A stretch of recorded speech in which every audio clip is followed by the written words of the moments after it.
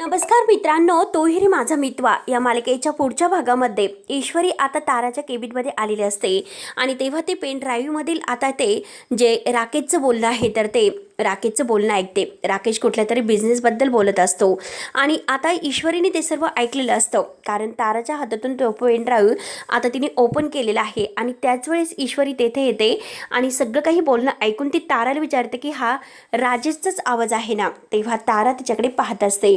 त्यानंतर ईश्वरी धावतच अर्णव सरांना हे सर्व सांगायला येते की सर, आपला प्लॅन खरा ठरला, म्हणजे आपला संशय तो राकेश मात्र मेमरी गेल्याचं नाटक करतोय. त्यावरती अर्णव म्हणतो की मिस इंदर, अगं पण हे सगळं तू कशाच्या बेसवर बोलते. तेव्हा तेवढे तारा तेथे येते आणि सर असं म्हणते तर अर्णव म्हणतो की तारा नक्की काय आहे.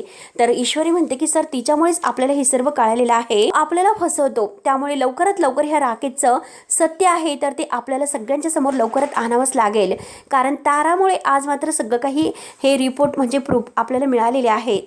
अर्णवला फारच राग येतो. अर्णव म्हणतो की ठीक आहे, आता मात्र त्याचा गेम ओव्हर होणारच, यू आर फिनिश. म्हणून आता ऐश्वर्याने अर्णव यांनी प्लॅन करून राकेशला बरोबर आपल्या जाळ्यामध्ये अडकवलेलं असतं, ते पण ताराच्या मदतीने. तेव्हा मित्रांनो, पुढे नक्की काय होईल हे बघायला विसरू नका. तोपर्यंत धन्यवाद.